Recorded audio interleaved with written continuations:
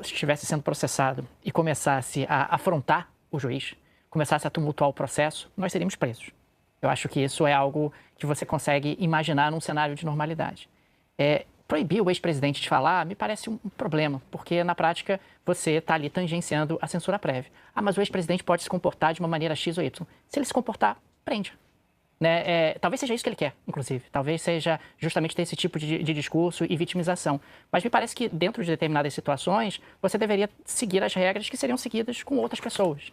Né? Se qualquer um de nós afrontasse o juiz de um caso em que nós estivéssemos sendo julgados, isso acabaria acontecendo. Se estivéssemos tentando tumultuar, né, o processo e todo o julgamento que está acontecendo, isso acabaria sendo feito. O que me chama sempre a atenção é que o ex-presidente, quando esteve diante do juiz, não fez nada disso. Né? Diante do juiz, Sim. Ele se mostrou ali muito chamou para compor a chapa, conversador, né? Se mostrou ali muito complacente, fez até piadas em relação ao juiz. Mas acho que a gente, talvez o que esteja acontecendo nesse momento é que você vai adotando ali medidas cautelares para tentar evitar a prisão por medo de determinadas repercussões políticas, só que ao fazer isso você vai flexibilizando algumas regras e isso vai criando precedentes que podem ser perigosos. Você falou de... parece que é isso que Bolsonaro quer. Conversei com algumas fontes no Supremo, também dentro da polícia, que fazem essa avaliação de que ele estaria provocando, forçando essa prisão, que é uma tática também do bolsonarismo, ficar provocando ali. Só a gente lembrar, por exemplo, durante a eleição em 2022, que eles também provocaram o ministro Alexandre de Moraes a escorregar numa casca de banana por causa do pedido para adiar as eleições. Tinha aquela discussão. Adiar o horário. Final das eleições. O final das eleições, então, por causa da ação da Polícia Rodoviária Federal. Exato. Então, o ministro Alexandre de Moraes também, o tempo todo, é como se eles tivessem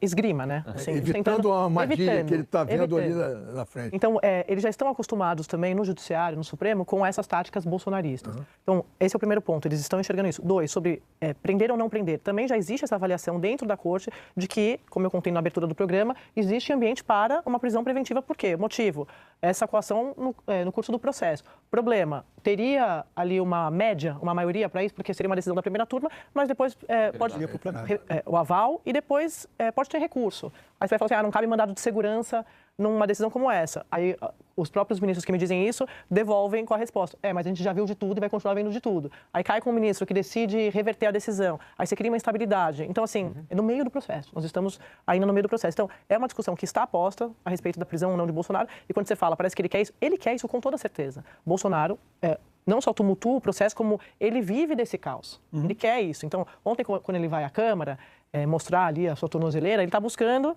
criar... aumentar o apoio entre a base, dando munição para a base dizer, está sendo perseguido, isso é um absurdo, não tá condenado ainda. Olha só que, então, assim, o Supremo, para não cair na armadilha do Bolsonaro, acabou o ministro Moraes dando essa decisão e agora eles estão às voltas com o que fazer daqui para frente, os próximos passos, antes do fim do julgamento. Porque, como a gente já contou aqui, o julgamento deve ser final de agosto, setembro, tem muito tempo até lá, todo dia eles vão trabalhar para tumultuar todos os dias. Essa é a meta, é só você olhar as entrevistas do Eduardo. E a última informação que eu queria dar que é essa. Você fala do Eduardo Bolsonaro, o Eduardo Bolsonaro dentro do Supremo é visto como um mero instrumento do pai. Simples assim, então é importante também a gente ter isso em mente. O Bolsonaro induz os filhos, orienta os filhos a fazer. Nenhum deles tem vida própria, né? Nenhum deles foge desse sobrenome. Então, vivem desse sobrenome. E, com certeza, o Bolsonaro está nessa...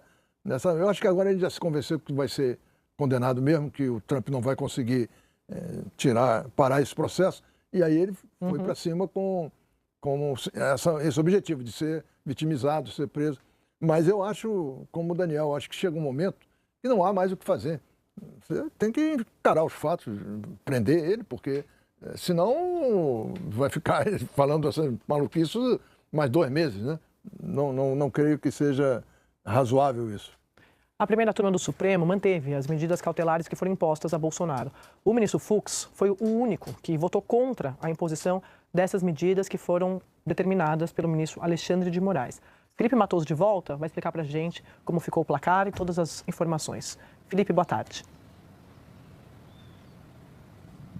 Boa tarde mais uma vez, André, a você, aos colegas, a todos que seguem aqui com a gente no Estúdio I. Vamos lembrar, na sexta-feira, o ministro Alexandre de Moraes, que é o relator desse processo, relator inclusive que foi quem autorizou a operação da Polícia Federal, decidiu submeter ao plenário da primeira turma do STF essa decisão sobre referendar ou não a decisão dele que embasou a operação da Polícia Federal. O julgamento aconteceu no chamado plenário virtual, André. Os ministros não se reúnem ali na sala da primeira turma, inserem os votos ali no sistema eletrônico do próprio Supremo e isso tem um prazo. O prazo acabou ontem, então o julgamento terminado, placar de 4-1 a favor, então, de manter, referendar a decisão de Alexandre de Moraes. O ministro Luiz Fux foi quem divergiu de Alexandre de Moraes, entendendo ali, por exemplo, que não foi apresentada ali uma prova concreta de tentativa de fuga de Bolsonaro, por exemplo. A gente vai rodar agora na tela um trecho do voto de Luiz Fux. Escreveu o ministro, abre aspas: verifica-se na ação penal a que responde o ex-presidente Jair Bolsonaro que este apresenta domicílio certo e passaporte retido. Ao mesmo tempo, a Polícia Federal e a Procuradoria-Geral da República não apresentaram provas novas e concretas nos autos de qualquer tentativa de fuga empreendida ou planejada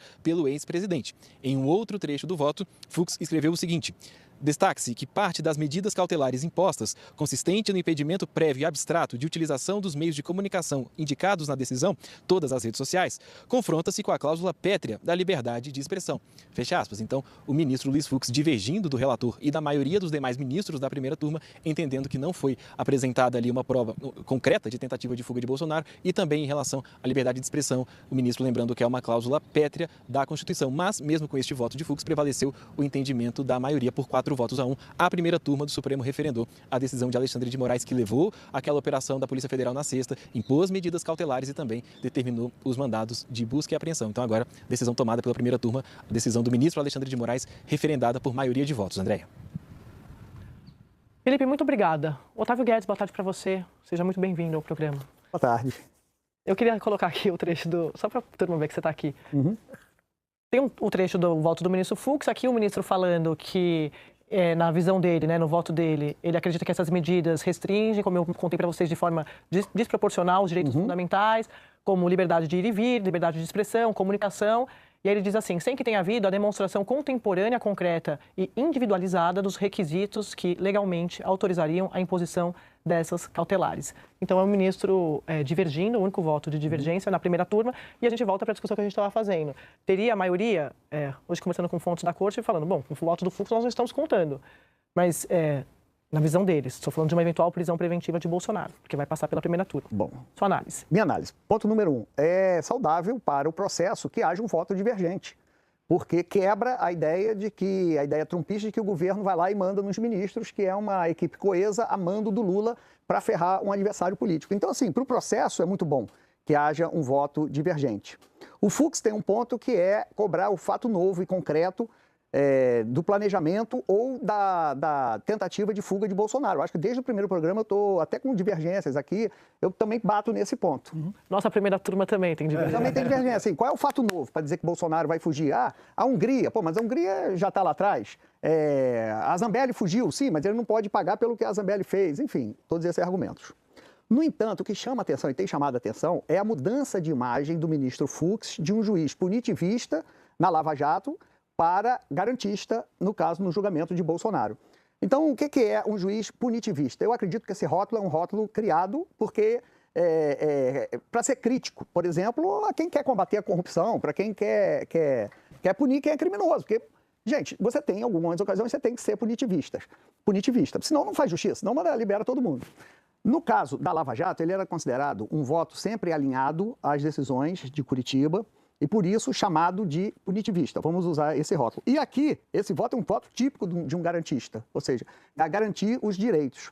Aí eu fui rever o voto que ele deu quando, por exemplo, a Folha de São Paulo quis entrevistar o presidente Lula quando estava preso. E quem proibiu foi o Fux, né? E o Fux, aí eu fui ler a justificativa dele. Há elevado risco de que a divulgação da entrevista com Luiz Inácio Lula da Silva, que teve seu registro de candidatura indeferido, cause desinformação na véspera do sufrágio, da votação, considerando a proximidade do primeiro turno. Então, ele proibiu uma entrevista para não causar confusão no eleitor. Então, ele relativizou o direito à liberdade de expressão, liberdade de imprensa, etc, etc. E mais tarde, e mais adiante na mensagem, o Fux diz o seguinte, que mesmo que a entrevista já tenha sido feita, ela não pode ser vinculada. tanto pela imprensa quanto por outros meios de divulgação, que aí você pode entender redes sociais. Então, no caso da entrevista do Lula, né, o direito da liberdade de expressão, de liberdade de imprensa, principalmente porque era uma ação movida pela Folha de São Paulo, foi colocada em segundo plano porque ele estava privilegiando ali a ameaça de uma eventual desinformação aos eleitores. Nessa do Bolsonaro, há uma outra questão, ou seja, ele vê ali a necessidade de garantia, como está aqui dos direitos fundamentais, não só da liberdade de ir e vir, como a liberdade de expressão e comunicação. Juiz mudar de posição é normal. Né? Normal, a gente vê a Suprema Corte mudou, o mesmo ministro interpretando em duas votações de forma completamente diferente, por exemplo, sobre prisão em segunda instância. Não tem problema nenhum fazer isso. Mas está chamando a atenção, porque o Fux, nesse mesmo processo do julgamento, ele já adotou duas visões. Tem três visões três níveis. Um que diz o seguinte, Alexandre de Moraes, pena máxima para tentativa de golpe e abolição do Estado de Direito Democrático. São dois crimes, você vai abolir o Estado de Direito Democrático quando está no poder, vai fazer a tentativa de golpe quando está fora do poder. Então, para Alexandre de Moraes, esses dois crimes têm que ter pena máxima. Há um entendimento intermediário do Zanin que diz o seguinte, olha, os dois crimes existem, mas por ser dois crimes ali, vamos dizer, dentro da mesma temática, golpista, é pena mínima. E há uma terceira interpretação, que é só, um crime engole o outro, um ou outro. Então, o Fux já foi para a pena máxima do Alexandre de Moraes e, no caso da Débora, para o terceiro degrau, que só existe um tipo de crime. E, mesmo assim, ele absolveu a Débora, condenou apenas pelo crime que ela confessou. Esse voto absolve, a lógica desse voto absolve Bolsonaro, sem querer antecipar qualquer voto do Fux. Mas a lógica desse voto... Mas será que não é... Vai, Thomas. Não, mas para mim eu acho que o mais importante do que